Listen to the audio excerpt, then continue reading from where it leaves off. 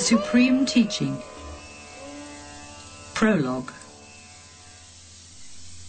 To Janaka, king of Videha, came once Yajnavalkya, meaning to keep in silence the supreme secret wisdom.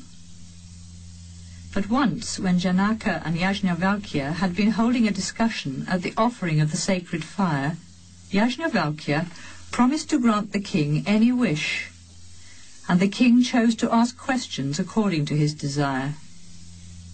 Therefore, Janaka, king of Videha, began and asked this question. Yajnavalkya, what is the light of man? The sun is his light, O king, he answered. It is by the light of the sun that a man rests, goes forth, does his work, and returns. This is so in truth, Yajnavalkya. And when the sun is set, what is then the light of man?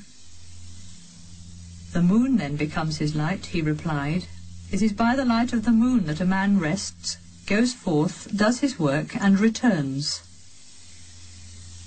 This is so in truth, Yajnavalkya. And when the sun and the moon are set, what is then the light of man? Fire then becomes his light. It is by the light of fire that a man rests, goes forth, does his work, and returns. And when the sun and the moon are set, Yajnavalkya, and the fire has sunk down, what is then the light of man? Voice then becomes his light, and by the voice as his light he rests, goes forth, does his work, and returns. Therefore, in truth, O king, when a man cannot see even his own hand, if he hears a voice, after that he wends his way. This is so in truth, Yajnavalkya. And when the sun is set, Yajnavalkya, and the moon is also set, and the fire has sunk down, and the voice is silent, what is then the light of man? The soul then becomes his light, and by the light of the soul he rests, goes forth, does his work, and returns. What is the soul? Asked then the king of Videha. Waking and dreaming. Yajnavalkya spoke. It is the consciousness of life, it is the light of the heart. Forever remaining the same, the spirit of man wanders in the world of waking life and also in the world of dreams. He seems to wander in thought. He seems to wander in joy. But in the rest of deep sleep he goes beyond this world and beyond its fleeting forms. For in truth, when the spirit of man comes to life and takes a body, then he is joined with mortal evils. But when at death he goes beyond, then he leaves evil behind. The spirit of man has two dwellings, this world and the world beyond. There is also a third dwelling place, the land of sleep and dreams. Resting in this borderland, the spirit of man can behold his dwelling in this world and in the other world afar. And wandering in this borderland, he beholds behind him the sorrows of this world, and in front of him he sees the joys of the beyond. Dreams.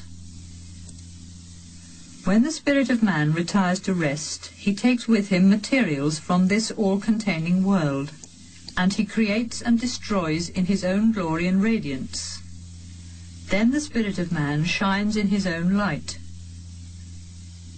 In that land there are no chariots, no teams of horses nor roads. But he creates his own chariots, his teams of horses and roads.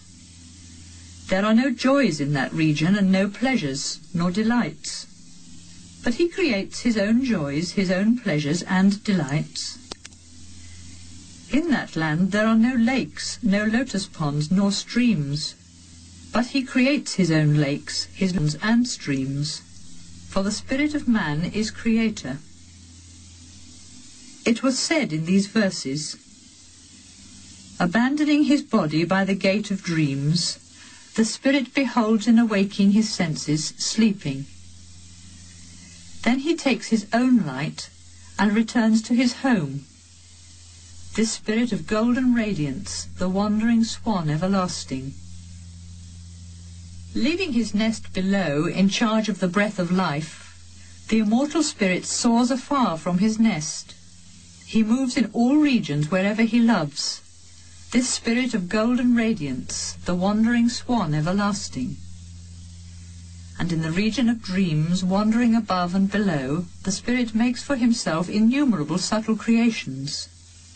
Sometimes he seems to rejoice in the love of fairy beauties. Sometimes he laughs or beholds awe-inspiring, terrible visions. People see his field of pleasure, but he can never be seen. So they say that one should not wake up a person suddenly, for hard to heal would he be if the spirit did not return.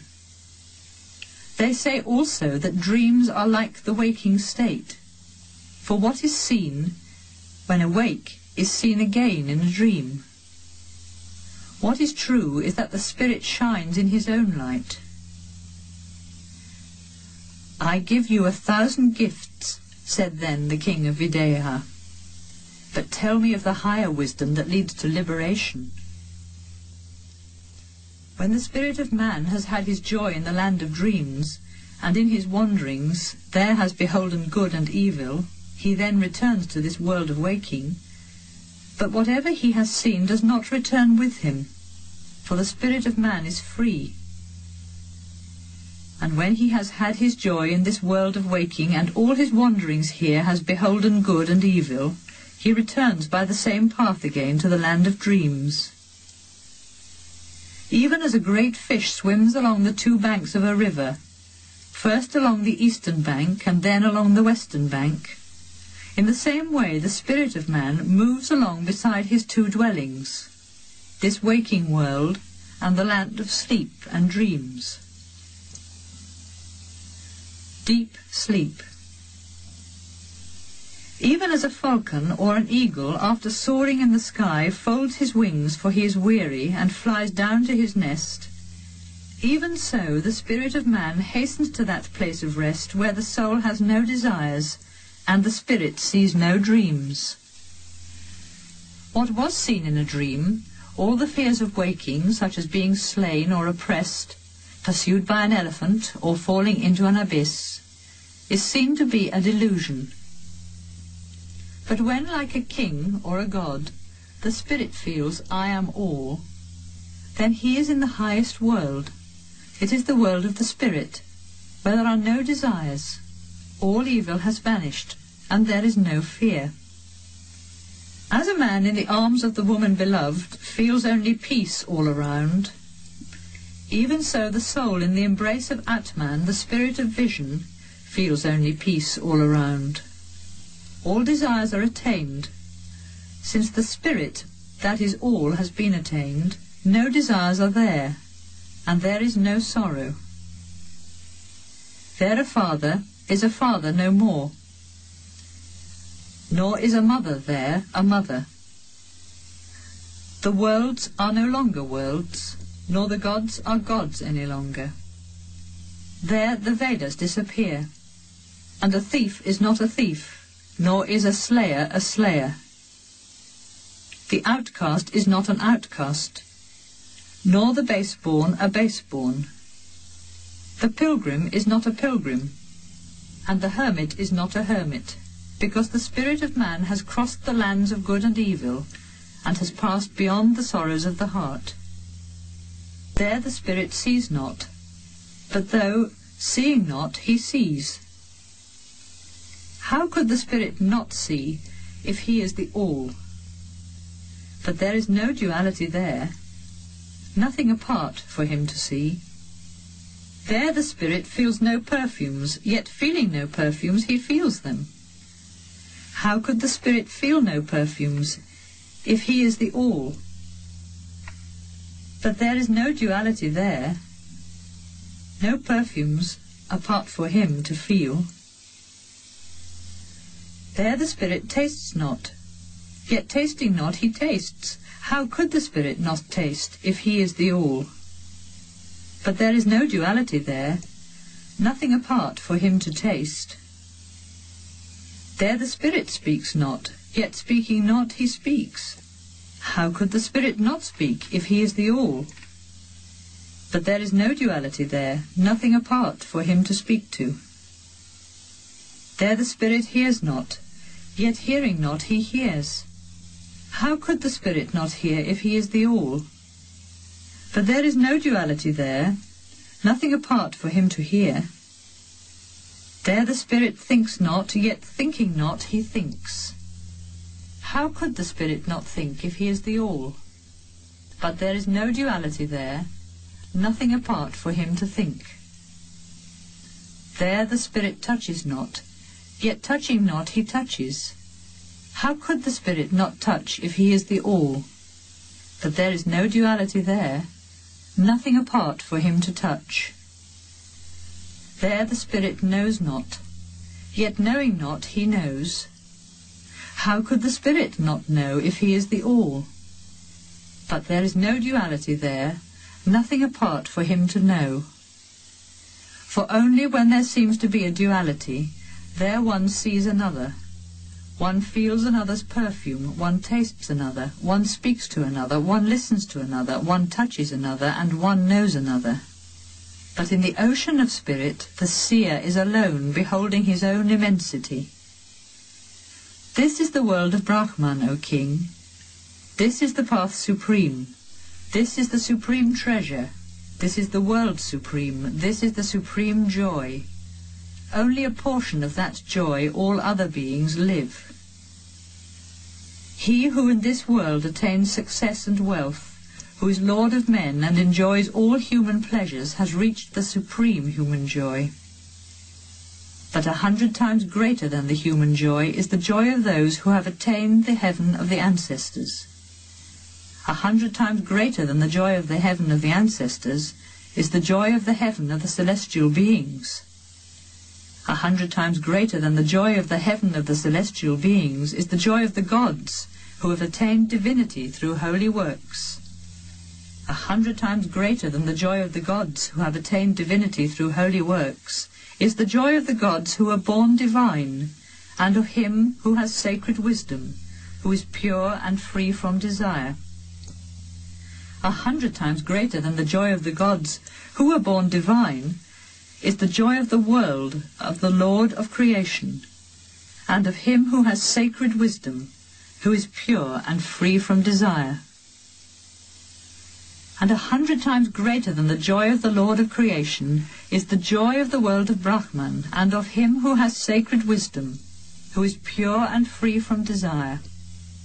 This is the joy supreme, this is the world of the spirit, O king. I give you 1,000 gifts, said then the king of Videha, but tell me of the higher wisdom that leads to liberation. And Yajnavalkya was afraid and thought, intelligent is the king, he has cut me off from all retreat. When the spirit of man has had his joy in the land of dreams, and in his wanderings there has beholden good and evil, he returns again to this world of waking. Death. Even as a heavy-laden cart moves on groaning, even so the cart of the human body, wherein lives the spirit, moves on groaning when a man is giving up the breath of life. When the body falls into weakness on account of old age or disease, even as a mango fruit or the fruit of the holy fig tree is loosened from its stem, so the spirit of man is loosened from the human body and returns by the same way to life wherefrom he came. As when a king is coming, the nobles and officers, the charioteers and heads of the village prepare for him food and drink and royal lodgings, saying, "The king is coming, the king is approaching." In the same way, all the powers of life wait for him who knows this and say, "The spirit is coming, the spirit is approaching." And as when a king is going to depart, the nobles and officers, the charioteers and the heads of the village assemble around him, even so all the powers of life gather about the soul when a man is giving up the breath of life. When the human soul falls into weakness and into seeming unconsciousness, all the powers of life assemble around. The soul gathers these elements of life fire and enters into the heart. And when the spirit that lives in the eye has returned to his own source, then the soul knows no more forms. Then a person's powers of life become one, and people say, he sees no more. His powers of life become one, and people say, he feels perfumes no more. His powers of life become one, and people say, he tastes no more. His powers of life become one, and people say, he speaks no more. His powers of life become one, and people say, he hears no more. His powers of life become one, and people say, he thinks no more. His powers of life become one, and people say, he touches no more. His powers of life become one, and people say, he knows no more. Then, at the point of the heart, a light shines, and this light illumines the soul on its way afar. When departing by the head or by the eye or other parts of the body, life arises and follows the soul, and the powers of life follow life. The soul becomes conscious and enters into consciousness. His wisdom and works take him by the hand, and the knowledge known of old. Even as a caterpillar, when coming to the end of a blade of grass, reaches out to another blade of grass and draws itself over to it, in the same way the soul, leaving the body and unwisdom behind, reaches out to another body and draws itself over to it. And even as a worker in gold, taking an old ornament, moulds it into a form newer and fairer, even so the soul, leaving the body and unwisdom behind, goes into a form newer and fairer, a form like that of the ancestors in heaven, or of the celestial beings, or of the gods of light, or of the Lord of creation, or of Brahma, the Creator Supreme, or a form of other beings. The soul is Brahman, the Eternal. It is made of consciousness and mind. It is made of life and vision. It is made of the earth and the waters. It is made of air and space. It is made of light and darkness. It is made of desire and peace. It is made of anger and love. It is made of virtue and vice. It is made of all that is near. It is made of all that is afar. It is made of all. Karma. According as a man acts and walks in the path of life, so he becomes. He that does good becomes good. He that does evil becomes evil. By pure actions he becomes pure. By evil actions he becomes evil. And they say in truth that a man is made of desire. As his desire is, so is his faith. As his faith is, so are his works. As his works are, so he becomes. It was said in this verse, a man comes with his actions to the end of his determination. Reaching the end of the journey begun by his works on earth, from that world a man returns to this world of human action. Thus far for the man who lives under desire. Liberation. Now as to the man who is free from desire. He who is free from desire, whose desire finds fulfillment, since the spirit is his desire, the powers of life leave him not. He becomes one with Brahman, the spirit, and enters into the spirit. There is a verse that says, when all desires that cling to the heart disappear, then a mortal becomes immortal, and even in this life attains liberation. As the slough of snake lies dead upon an ant-hill, even so the mortal body. but the incorporeal, immortal spirit is life and light and eternity. Concerning this are these verses. I have found the small path known of old that stretches far away. By it the sages who know the Spirit arise to the regions of heaven, and thence beyond to liberation. It is adorned with white and blue, yellow and green and red. This is the path of the seers of Brahman, of those whose actions are pure, and who have inner fire and light. Into deep darkness fall those who follow action. Into deeper darkness fall those who follow knowledge. There are worlds of no joy, regions of utter darkness. To those worlds go after death those who in their unwisdom have not wakened up to light. When awake to the vision of the Atman, our own self, when a man in truth can say, I am he, what desires could lead him to grieve in fever for the body? He who in the mystery of life has found the Atman, the Spirit, and has awakened to his light, to him as Creator belongs the world of the Spirit, for he is this world. While we are here in this life, we may reach the light of wisdom, and if we reach it not, how deep is the darkness? Those who see the light enter life eternal. Those who live in darkness enter into sorrow. When a man sees the Atman, the Self in him, God himself, the Lord of what was and of what shall be, he fears no more. Before whom the years roll, and all the days of the years. Him the gods adore as the light of all lights, as life immortal. In whom the 5 hosts of beings rest, and the vastness of space, him I know as Atman immortal, him I know as eternal Brahman. Those who know him, who is the eye of the eye, the ear of the ear, the mind of the mind, and the life of life, know Brahman from the beginning of time. Even by the mind this truth must be seen. There are not many, but only one. Who sees variety and not the unity wanders on from death to death.